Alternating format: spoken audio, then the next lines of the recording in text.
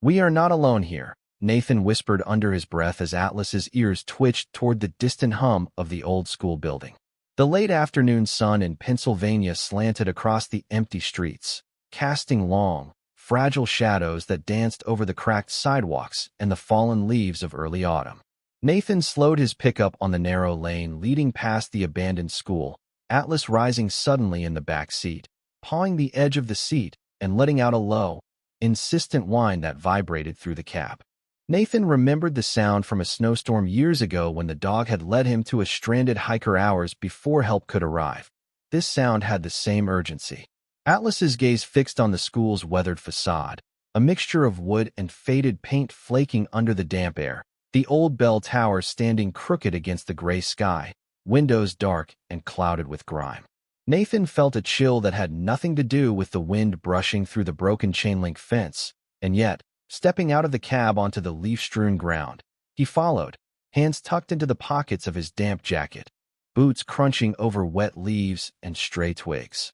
The air smelled of wet earth and old paper, of decayed wood and faint chalk dust lingering from long-abandoned classrooms. Atlas padded ahead, careful but urgent, nose close to the ground, pausing at the side entrance that had been chained for years. Nathan approached slowly, taking in the warped wooden door, its hinges creaking softly as Atlas pressed a paw against it, leaning slightly, listening, ruffling the dead leaves beneath it.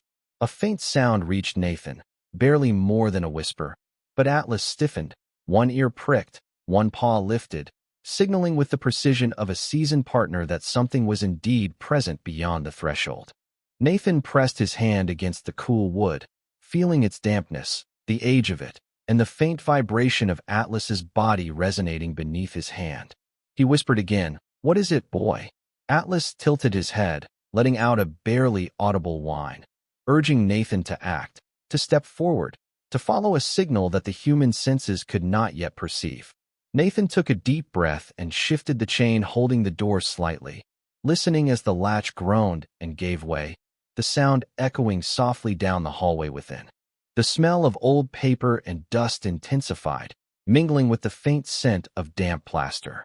As he stepped inside, Atlas went ahead cautiously, tail low but steady, body tense with awareness. Light slanted through cracked windows, forming rectangles across the floor strewn with broken desks, rusted hooks, and the scattered remnants of textbooks from decades ago.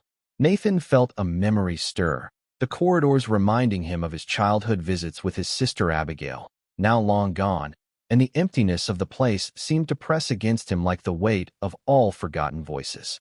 Atlas's nose twitched at each corner, pausing at a small pile of debris, and Nathan saw a tiny pink object peeking from beneath a fallen chair.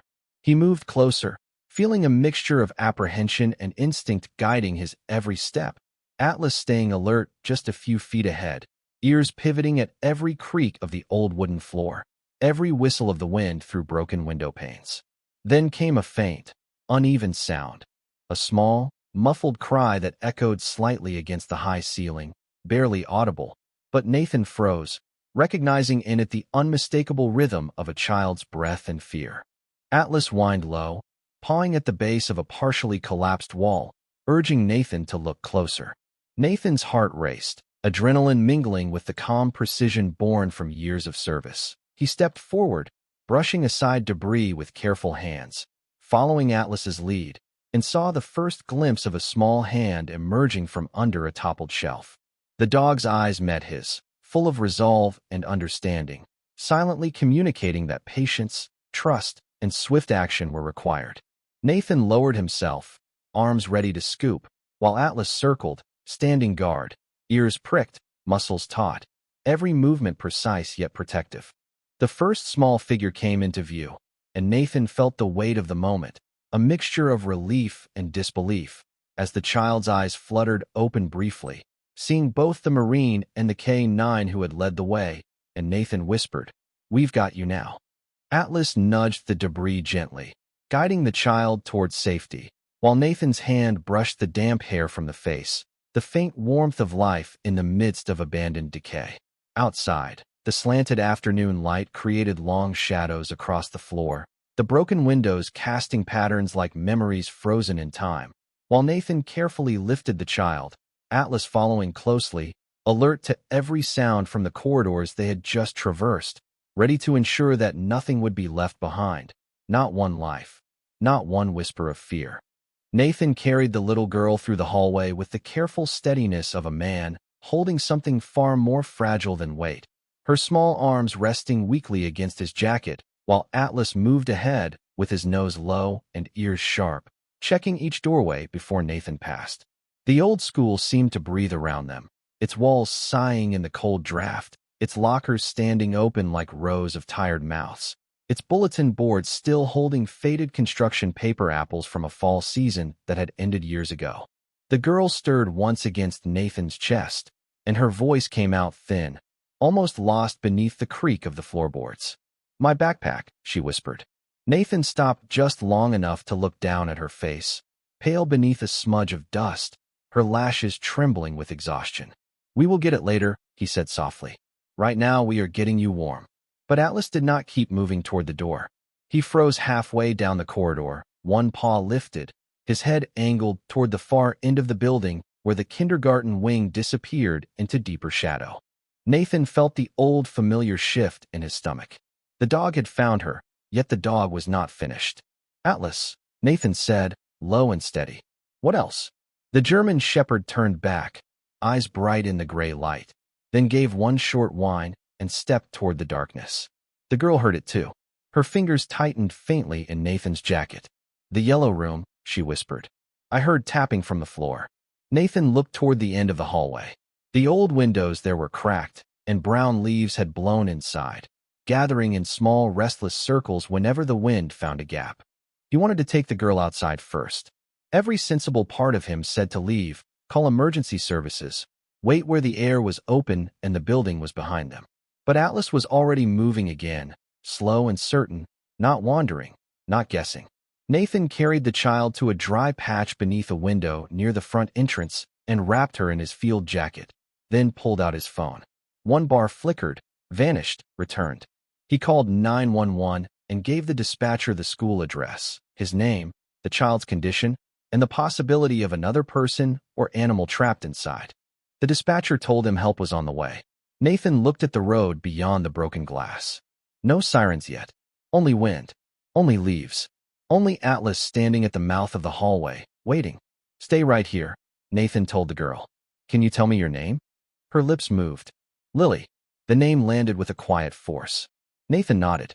"Lily, I am Nathan. That is Atlas. He found you. He is going to help me check the yellow room." Lily blinked slowly, her eyes drifting toward the dog.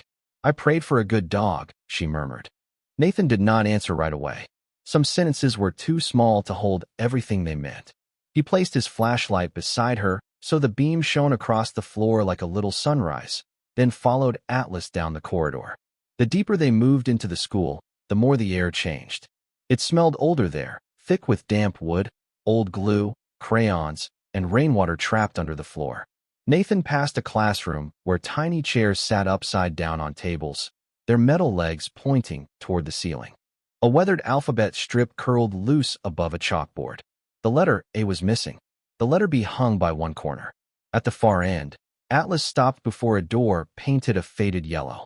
The color was chipped and stained, but Nathan could still imagine children pressing small hands against it, lining up after recess, carrying lunchboxes and paper crowns. The sight should have meant innocence. Instead, it made his chest tighten. Abigail had loved yellow. His sister used to say it was the color of mourning. She had been 7 when she slipped away from the world, the same age as Lily, the same smallness, the same unfinished voice. Nathan pressed his palm against the door. It did not open. Atlas lowered himself until his chest touched the floor and pushed his nose toward the narrow gap beneath it. Then the sound came again. 3 faint taps. Not from the room. From below it. Nathan went still. Tap, tap, tap. Uneven, weak, but deliberate.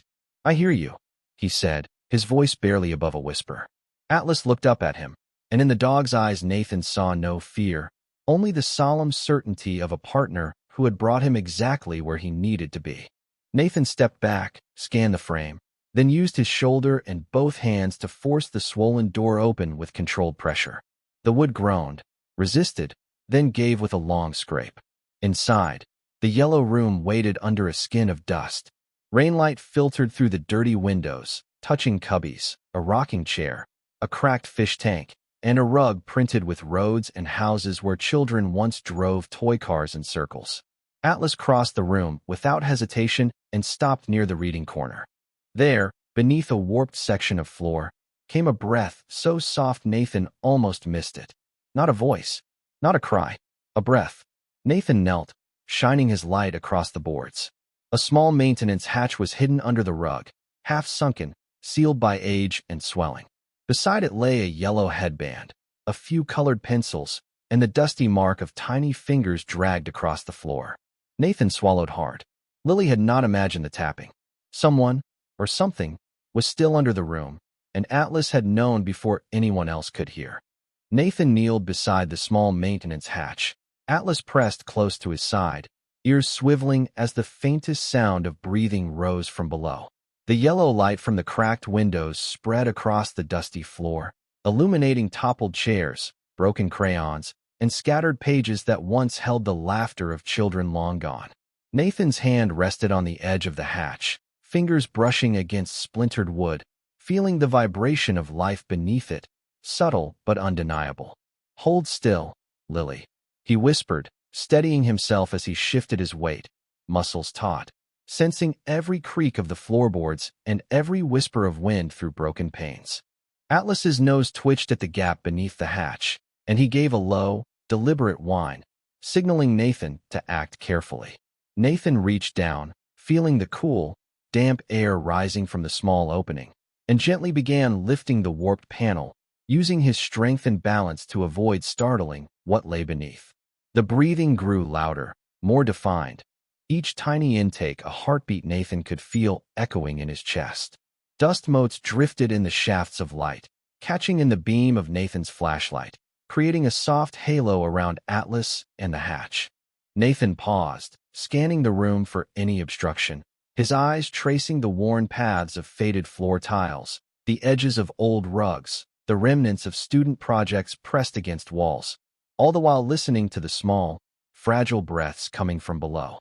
He lowered himself slowly, arms ready, Atlas stepping forward, tail low but body alert, a silent partner trained in patience and precision.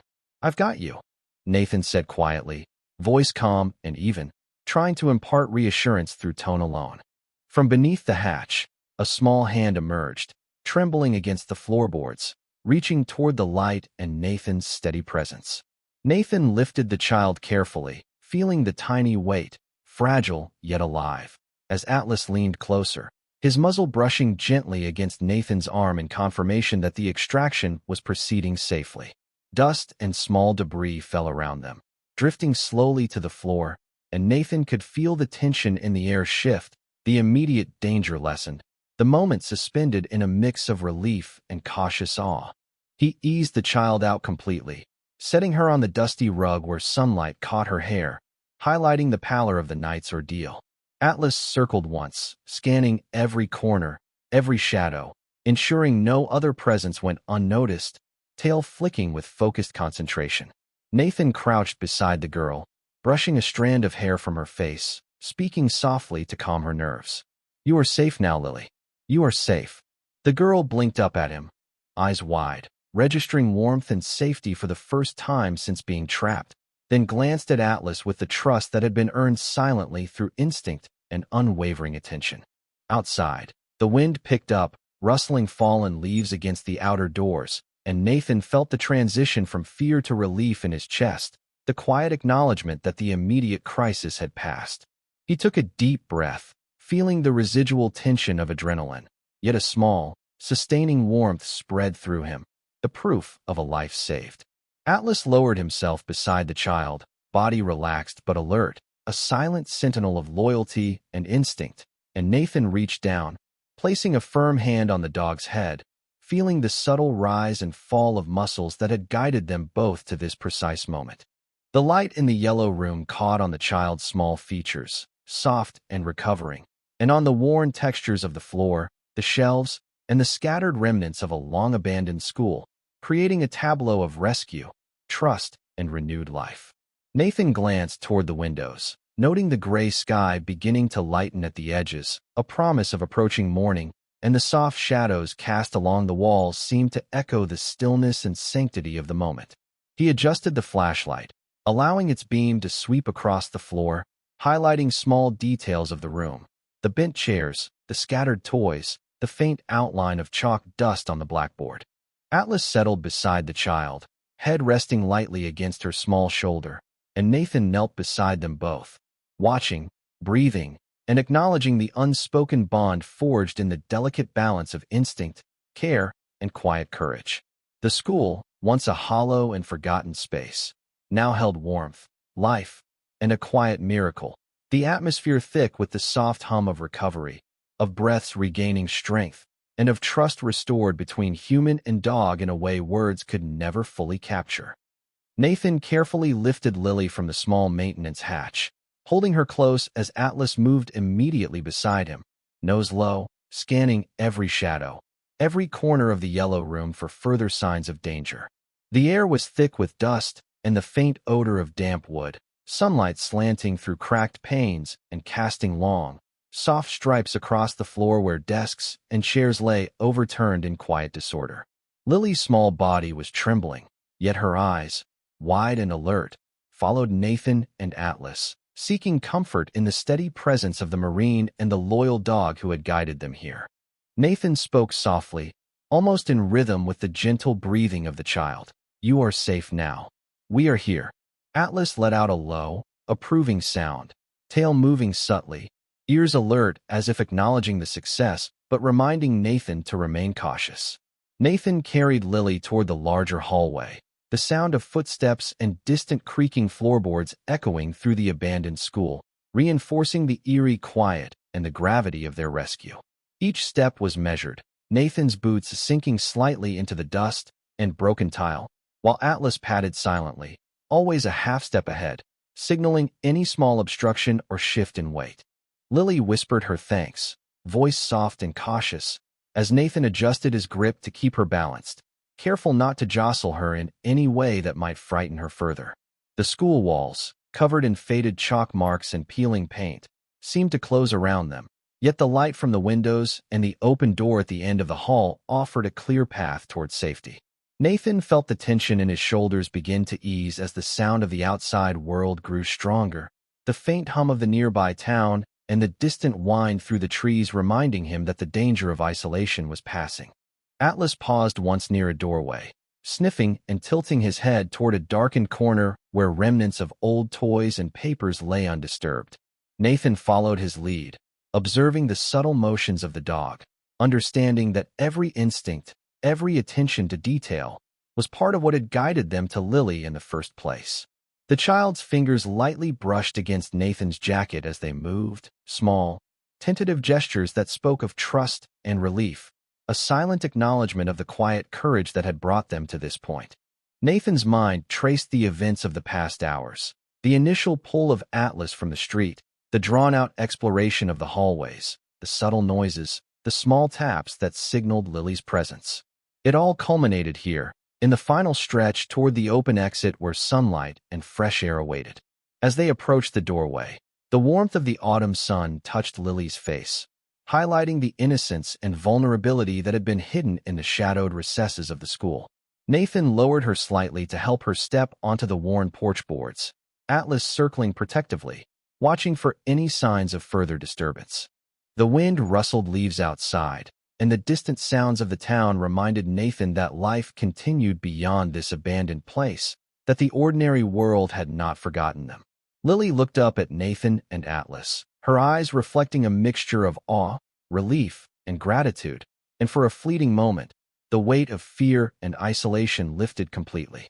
Nathan set her down gently, brushing some dust from her clothing, Atlas pressing a warm, reassuring head against her side, offering a presence that spoke of safety and protection more powerfully than words ever could. Nathan exhaled slowly, allowing himself to feel the relief, the quiet pride, and the understanding that the bond between Marine and K9, between courage and instinct, had once again led to a miraculous outcome. The abandoned school, silent and shadowed, now stood as a backdrop to a moment of renewed trust, resilience, and the confirmation that attentiveness, care, and unwavering vigilance can guide the vulnerable to safety, leaving Nathan, Atlas, and Lily standing together on the porch, a trio linked by instinct, courage, and the quiet triumph of a life saved. The first siren reaches them as a thin sound across the fields, rising from the far end of town and growing stronger with every second. Lily stands on the porch with Nathan's jacket wrapped around her shoulders, her small hands curled into the sleeves, her eyes fixed on Atlas as if she is afraid he might disappear now that the worst part is over. Atlas stays close to her knee, calm and steady, his sable coat catching the late afternoon light, one ear turned toward the road and the other toward the school behind them. Nathan kneels in front of Lily and checks her face without fuss, watching her color, her breathing, the way she holds herself. "You did real good," he says quietly. Lily looks down at the dusty porch boards. "I was not brave." Nathan shakes his head once. Brave does not always feel brave while it is happening. Atlas nudges her hand, and she lets her fingers sink into the fur between his ears. The dog closes his eyes for half a second, accepting the touch like a promise. A county ambulance turns into the cracked parking lot, followed by a police cruiser and an older blue sedan that stops so quickly the gravel spits beneath its tires. A woman steps out before the engine is fully quiet, her face pale, hair pulled loose from a workday bun, cardigan hanging open in the wind. "Lily," she cries, and the sound breaks something in the stillness of the old schoolyard. Lily turns, and all the fear she had been holding so carefully rushes into her face. "Mom." She tries to move too fast, but Nathan steadies her with a gentle hand. The woman reaches the porch and drops to her knees, wrapping Lily in her arms with the kind of careful force that comes from almost losing the center of your world. She does not ask questions at first. She only holds her daughter and breathes against her hair, whispering her name again and again until the word becomes a prayer. Nathan steps back, giving them room. Atlas does not move far. He sits beside the porch post, watching the reunion with the solemn patience of a guardian whose work is not finished just because tears have started. A paramedic approaches with a thermal blanket and a soft voice, asking Lily simple questions. Her name, her age, whether anything hurts. Lily answers slowly, her eyes returning to Atlas after every sentence, as if the dog is the line tying her to calm. Her mother looks up at Nathan with eyes bright from shock and gratitude. "You found her." Nathan glances at Atlas. "He did." The woman follows his gaze and reaches one trembling hand toward the German shepherd, stopping short to ask permission without words. Atlas lowers his head, and she touches his fur gently. "Thank you," she whispers. "Thank you for hearing her." Nathan feels those words pass through him deeper than expected.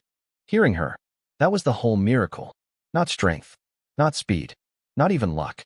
A dog had heard what the rest of the world missed. A small voice under old floorboards. A few uneven taps. A prayer carried through dust and wood. Deputy Mark Ellison, a broad-shouldered white man with silver at his temples and a tired kindness in his eyes, steps toward Nathan with a notepad in hand. He asks for the sequence of events, and Nathan gives it plainly, from Atlas's reaction in the truck to the yellow room, the hatch, and the tapping below. The deputy listens, then looks at the school with a slow frown. "That maintenance space was supposed to be sealed years ago," he says. "We will need the town inspector out here before anyone else sets foot inside." A voice answers from the edge of the parking lot. "I told them it was never sealed right." Everyone turns. An elderly white woman stands beside the chain-link fence, one hand gripping a cane, the other resting against the metal as if she has been holding herself upright by memory alone. Her gray hair is pinned neatly, and she wears a long tan coat buttoned to the throat. Her eyes are fixed on the yellow classroom windows. "Grace Miller," the deputy says softly. Nathan recognizes the name from the outline of the town, from signs outside the library, from people who still speak of good teachers as if they are landmarks. Grace steps through the open gate, moving slowly but with purpose. "I taught kindergarten in that room for 31 years, she says. "There was a service crawl space under the reading corner. They promised me they closed it after the school shut down." Lily's mother holds her tighter. Grace's face trembles with regret, though none of this belongs fully to her. "I heard the sirens and saw your truck," she says to Nathan. Then I saw the dog sitting by the porch like he had been sent. Atlas looks at her, calm and unblinking. Grace stops a few feet away from him, one hand pressed to her chest. What is his name? Nathan says, Atlas. The old teacher's eyes soften. Of course it is. For a moment, no one speaks. Wind moves through the rusted swings behind them, making the chains creak in a slow, lonely rhythm. Nathan looks back at the building, at the dark windows and peeling paint, and feels Abigail's memory rise not as a wound this time, but as a hand on his shoulder. His sister had loved classrooms. She had loved the smell of crayons, new paper, and rain on playground pavement. For years, Nathan had avoided places like this because they reminded him of everything he could not protect. Now one had become the place where a child lived because he chose to follow the dog who hurt her. Grace kneels carefully in front of Lily, her old knees moving with effort, and offers a small smile. I used to keep a bell on that reading rug, she says. For story time. Lily blinks at her. I heard a bell, she whispers. The adults go still. Nathan looks at Atlas. The dog's ears lift, but his body remains peaceful. Grace covers her mouth, tears gathering silently. That bell has been gone for years, she says. The paramedic wraps the blanket around Lily, and the little girl reaches once more for Atlas, touching his head with tired fingers. I knew someone heard me, she says. Nathan watches Atlas lean gently into her touch, and in the quiet between the sirens, the wind, and the old school settling behind them, he understands that some rescues begin long before anyone opens a door. The sun had begun to dip behind the gentle hills surrounding the small town, spilling warm, amber light across the damp streets and the edges of the old schoolyard where Nathan and Atlas had spent the day rescuing Lily. The child, wrapped snugly in a soft blanket provided by the paramedics, clung to Atlas as if the dog were the last solid thing left in a world that had felt uncertain and frightening only hours before. Nathan walked slowly behind them, the weight of the day pressing against him in a way that made his shoulders ache. Yet each step brought a quiet relief, a sense that the bond between man, child, and dog had been tested and proven. He glanced down at Lily, noting the tiny rise and fall of her chest, the flush returning to her cheeks, and the faint gleam of curiosity and cautious trust in her eyes. Atlas's tail swept lazily across the porch boards, the motion steady and controlled, a signal that the dog's work was not finished but that the immediate danger had passed. Nathan's gaze shifted to the old school building behind them, its walls catching the dying light, the windows reflecting streaks of orange and gold, and he realized that the abandoned place had become more than a forgotten space. It was a vessel for courage, intuition, and the quiet miracles that emerge when attention and trust intersect. The wind stirred the leaves along the fence line, sending a gentle rustle that mingled with the soft coos of nearby birds returning to roost for the night, and Nathan inhaled deeply, the scent of autumn, wet wood, and fallen leaves filling his senses and marking the passage from fear to safety. Lily's small fingers traced the coarse fur along Atlas's back, her touch light and tentative but deliberate, as though acknowledging the role the dog had played in her rescue, in her preservation of innocence in a world that had momentarily become unkind. Nathan knelt beside them both, placing a steady hand on Atlas's neck, feeling the warmth and resilience that radiated from the animal, a reminder of all that can be achieved through loyalty, attentiveness, and the quiet decision to act when others might hesitate. The paramedics lingered nearby, gathering their equipment, yet they gave space, understanding that this moment was not just medical but deeply human, a nexus of care, protection, and recognition that transcended simple duty. Grace Miller, the elderly former teacher, approached carefully, her steps measured, hands folded in front of her as she stopped near the porch railing. Her eyes, glistening with unshed tears, moved from Nathan to Lily to Atlas, and back again, each glance carrying the weight of memory and the relief that had not been permitted until now. He knew, she whispered to Nathan, her voice hushed and reverent. Nathan shook his head slowly, a faint smile tugging at the corner of his lips. He heard, he corrected softly, and Atlas lifted his head, ears pivoting toward the sound of her voice, as though acknowledging the truth of that statement. The street beyond the school was quiet, the last light of day glinting off the damp pavement, and Nathan could see the small towns stirring in the distance, unaware of the silent heroics that had taken place just beyond the main road. Lily, now sitting on the porch steps, held Atlas's head gently in her lap, eyes wide with wonder and trust, the dog's calm breathing a counterpoint to her soft exhalations, creating a rhythm that filled the space with a steady, almost sacred cadence. Nathan allowed himself to absorb the scene fully, recognizing the extraordinary in the ordinary. A child safe, a dog vigilant, a former teacher witnessing the unspoken bonds of courage and intuition, and a man who had walked alongside both, guiding, supporting, and witnessing the quiet miracle unfold. As twilight deepened, casting long shadows across the yard and softening the edges of the old building, Nathan stood and extended a hand to Lily, helping her to her feet, Atlas stepping close, his presence a silent guarantee that the night would hold no fear for her. Grace moved beside them, her voice gentle as she addressed Nathan. Some lessons are never taught in a classroom, and he nodded, understanding the weight of her words in a way that was immediate and true. The wind carried the faint rustle of leaves, the scent of dry grass and wood, and the sound of distant voices returning from their day. Yet here on the porch, time seemed suspended, allowing Nathan, Lily, Atlas, and Grace a moment of quiet acknowledgement of survival, trust, and the extraordinary impact of attentive hearts acting together.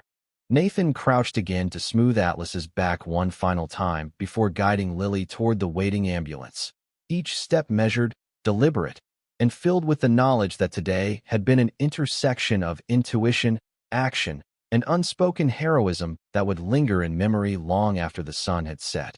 The ambulance leaves slowly, not with the urgent cry of danger, but with a low and steady roll down the cracked school driveway, carrying Lily and her mother toward the county hospital for warmth, rest, and careful hands. Nathan stands near the old chain-link fence with Atlas beside him, watching until the red lights vanish around the bend and the dust settles back over the road.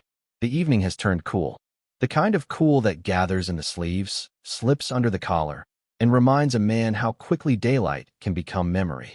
Grace Miller remains on the porch steps, one hand on her cane, the other resting against the railing worn smooth by generations of small palms. She does not look at the ambulance anymore. She looks at the school. Nathan follows her gaze. In the fading light, the building appears less frightening and more tired, a place that has carried too much silence for too long. I used to open those doors at 7 every morning, Grace says, her voice thin but steady. Children would come running up these steps with lunch boxes, loose shoelaces, missing teeth, and stories they could not wait to tell. Atlas lowers his head and sniffs near the porch boards, calm now, but still attentive. Grace smiles faintly at him. Some days, I thought the building itself was alive.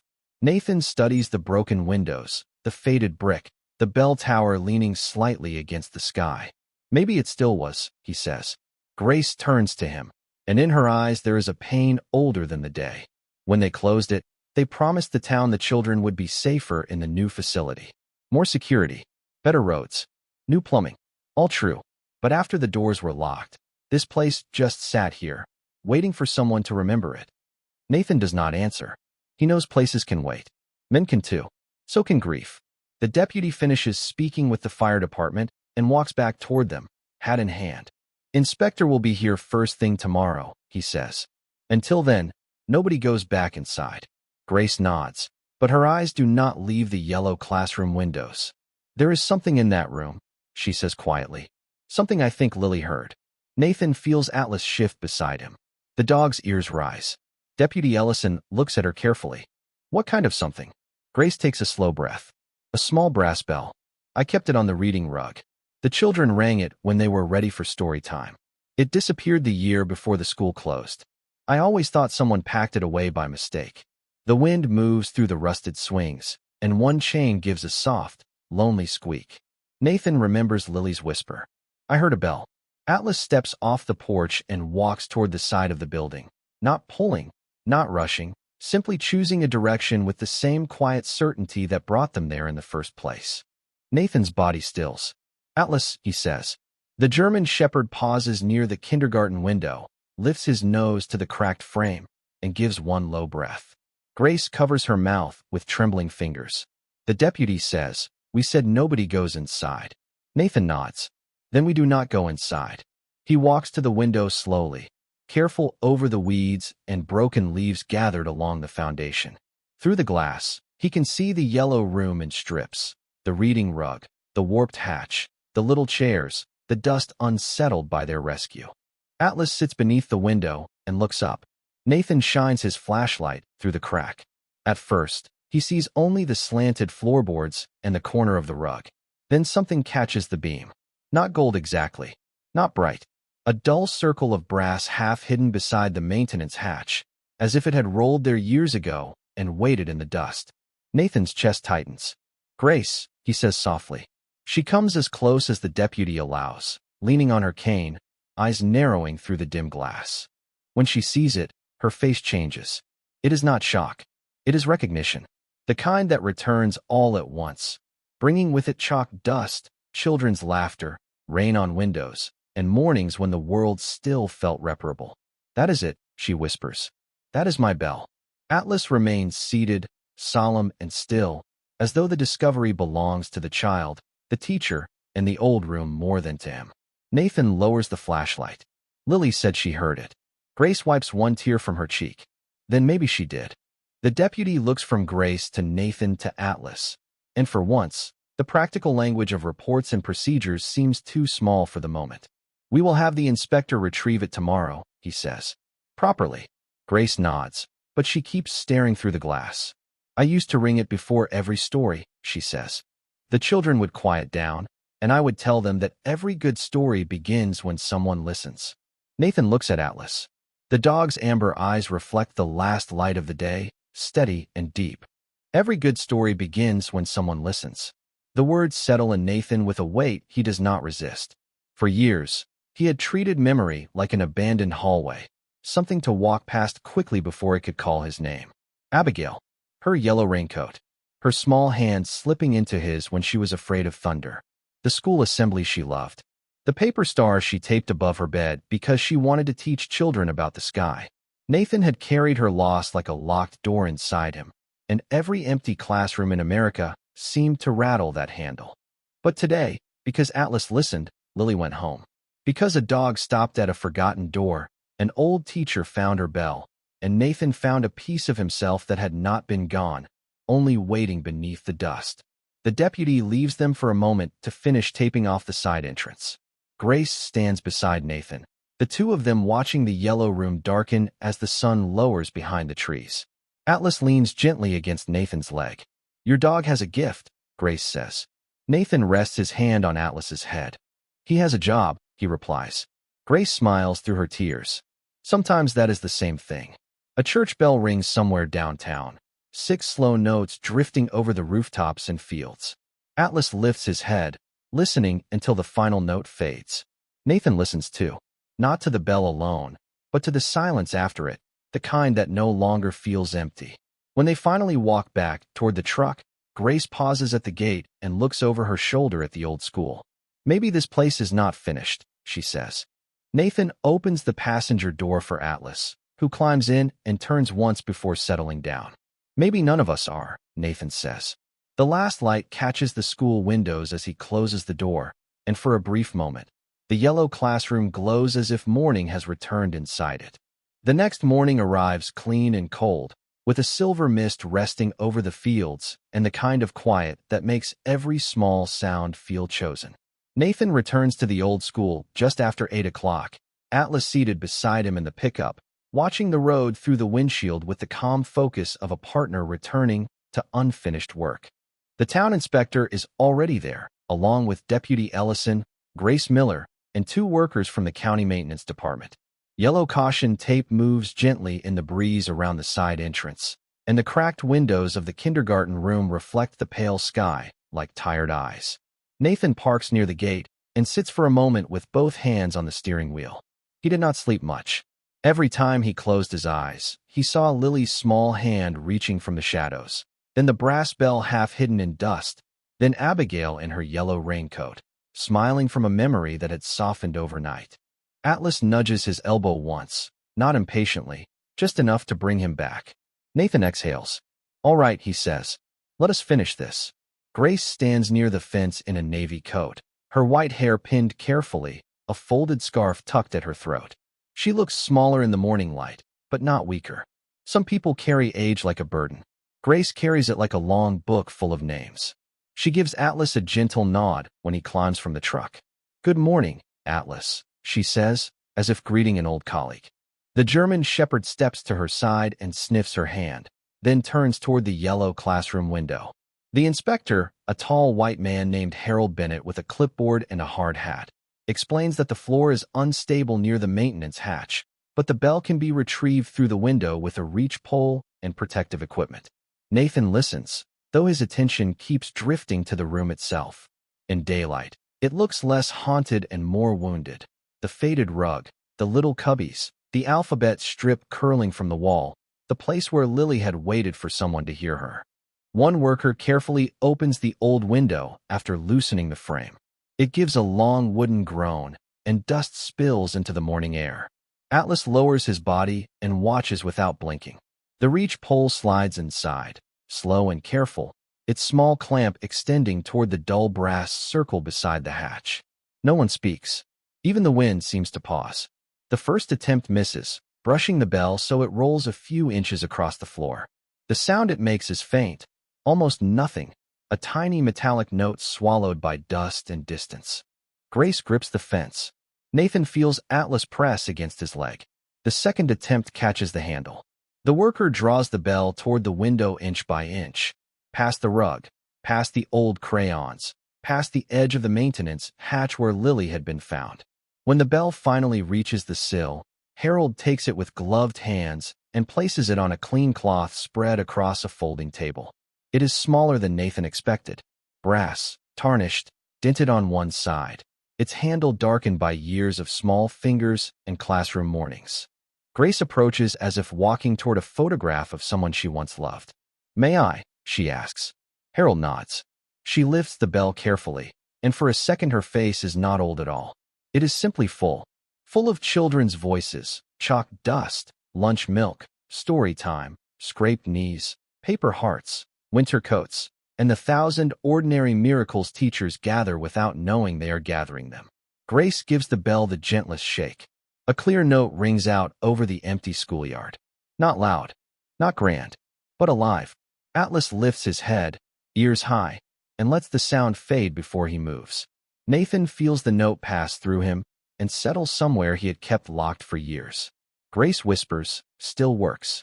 Deputy Ellison removes his hat. Harold looks down at his clipboard but does not write. The two workers stand quietly, hands resting on their tools. In that one small sound, the school no longer feels abandoned. It feels remembered. A car pulls into the lot a few minutes later, and Lily steps out with her mother. She wears a pink coat and a knit hat with a little white pom-pom, her cheeks brighter than yesterday, her steps careful but steady. Her mother keeps a protective hand near her shoulder, but Lily's eyes go straight to Atlas. The dog sees her and walks forward slowly, tail moving once. Lily kneels on the damp grass and wraps both arms around his neck. "You came back," she whispers. Nathan looks away for a moment, giving the child her privacy, but the words find him anyway. "You came back." Grace kneels with effort and shows Lily the bell. The little girl studies it, then looks toward the classroom window. "That is what I heard," she says. Her mother's lips tremble, but she smiles. "Are you sure, honey?" Lily nods. It was quiet, like it was calling from far away. Grace holds the bell between both hands. "Then I think it did its job one more time." Lily touches the handle with one finger. "Can it stay here?" The question surprises everyone. Grace glances at the broken building, then at Nathan. "Here." Lily looks toward the schoolyard, where sunlight is beginning to touch the rusted swings. "Not in there. Here. Somewhere kids can hear it." Nathan feels the shape of the idea before anyone says it.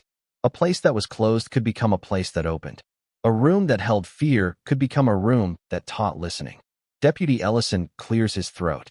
Town council has been arguing for years about what to do with this property. Grace straightens slowly, the bell held against her chest. Then perhaps they should stop arguing and start listening. Nathan almost smiles.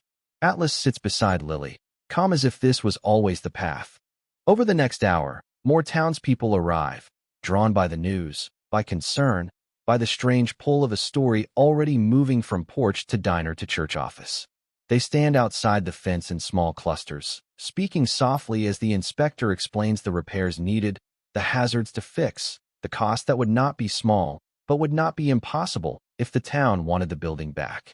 Lily stays near Atlas. Grace stands near the gate with the bell in her hands. Nathan watches them all and thinks of Abigail again, not as the child he lost, but as the girl who once said every school should have a room for people who felt alone at recess. By noon, the mist has lifted. Sunlight reaches the yellow classroom window and rests there like a blessing. Grace rings the bell once more, and this time the note carries farther, over the schoolyard, over the fence, across the quiet road. Atlas leans against Nathan's leg. Nathan rests his hand on the dog's head and feels something inside him loosen, not healed completely, not erased, but open to air. He understands now that miracles do not always arrive as thunder. Sometimes they come as a dog who hears what others miss, a child who survives long enough to be found, an old teacher brave enough to remember, and a small brass bell ringing again after years of silence. 3 months later, the old school no longer looks like a place the town has forgotten. The broken windows have been replaced, the weeds along the fence have been cleared, and the front steps have been scrubbed until the old stone shows through like a face washed clean after years of sorrow. A new sign stands beside the gate, painted white with dark blue letters, Millers Creek Community Learning Center. Beneath it, smaller words read, for children, veterans, and anyone who needs a quiet place to begin again. Nathan Cole stands near the sidewalk with Atlas at his side, his hands tucked into the pockets of his jacket, the morning air cool against his face. Fall has deepened since the day they found Lily, turning the maple trees along the road into flames of red, copper, and gold. The smell of fresh paint, cut wood, coffee, and wet leaves fills the air. It is an ordinary smell, a good smell, the kind of smell that belongs to a town repairing something together. Grace Miller stands on the porch in a soft gray coat, her old brass bell resting on a small wooden table beside the newly painted door. She looks nervous, though she would never say so. Her white hair is pinned neatly, and her hands move now and then to smooth the front of her coat, the way she must have done before greeting her first kindergarten class decades ago. Deputy Ellison stands by the fence with the mayor and the town inspector, speaking quietly. A few volunteers carry folding chairs inside. Someone has hung paper stars in the front windows, yellow ones, blue ones, silver ones, each cut by children from the new elementary school. Nathan cannot look at them without thinking of Abigail. But today, the memory does not take the air from his lungs. It enters gently, like sunlight through a curtain. Atlas nudges Nathan's hand, and Nathan looks down. I know, he murmurs. She would have liked this place. The dog's ears lift at the sound of his voice, then turn toward the road. A car pulls up slowly, and Lily Harper steps out holding her mother's hand. She wears a yellow scarf today, bright against her navy coat, and when she sees Atlas, her whole face changes. Not excitement exactly. Something deeper. Recognition. She walks toward him with careful steps, then kneels and wraps her arms around his neck. Atlas stands perfectly still, accepting the hug with the solemn patience of a dog who understands that some children hold on because they are saying thank you with their whole heart. I brought something, Lily says. She opens her small backpack and takes out a drawing. It shows the old school, but not broken. The windows are bright. The door is open. A large German shepherd sits on the porch beside a man in a green jacket, and above them, a yellow bell shines like a small sun. Nathan crouches to look at it. That is pretty good, he says softly. Lily smiles. That is the room where people listen. Grace hears her and turns away for a moment, pretending to adjust the bell, but Nathan sees her wipe her eyes.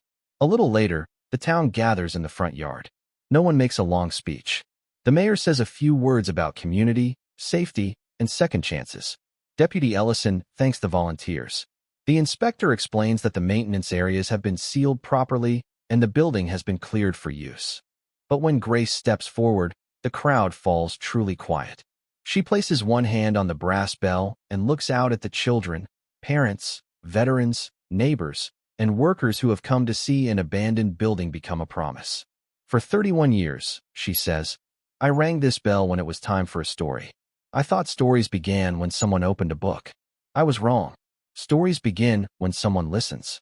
Her voice trembles, but it does not break. She looks at Lily, then at Atlas, then at Nathan. A child was heard here. A dog listened when no one else could. A Marine followed when he could have driven past. That is why these doors are opening again. The wind moves through the paper stars in the windows, making them flutter softly. Grace lifts the bell and rings it once. The note is clear, bright, and small, but it carries over the yard, across the street, into the trees, and Nathan feels it move through the places in him that had stayed closed for years. Atlas sits beside him, head lifted, listening until the sound fades. When the doors open, the first people inside are Lily and Grace. Lily holds the old teacher's hand as they enter the yellow room, now repaired and warm, with new rugs, shelves of books, a circle of low chairs, and sunlight lying across the floor where darkness once gathered. The maintenance hatch is gone, sealed beneath new boards, but a brass plaque rests on the wall nearby. It says, "May every small voice be heard." Nathan reads it once and has to look away. Atlas walks slowly around the room, sniffing the clean wood, the books, the rug, the corners. Then he stops near the window and lies down in a patch of sun, as if claiming his post. Children enter carefully at first, then with growing confidence. A little boy asks if Atlas is a hero. Nathan starts to answer, but Lily speaks first. He is a listener. The boy seems to accept that as something even better. In the afternoon, after the crowd thins and the volunteers begin stacking extra chairs, Nathan finds himself alone for a moment in the hallway. The old lockers have been painted, but one section remains untouched behind a glass frame, kept as a reminder of what the building used to be. Beside it hangs a small display of paper stars made by the children, and on one yellow star, Lily has written Abigail's name because Nathan told her about his sister during one of the planning days. He stands there looking at it for a long time. Atlas comes to his side and leans against his leg. Nathan rests his hand on the dog's head. "I carried her like a closed door," he whispers. "You helped me open it." Atlas breathes quietly. No answer needed. Outside, Grace rings the bell again to gather the children for the first story in the new room. Their voices rise, bright and uneven, filling the hallway with life. Nathan walks toward the sound. The yellow room is full now. Lily sits in the front with Atlas beside her, one hand resting in his fur. Grace opens a worn picture book, the same kind she must have read 1,000 times before, and begins.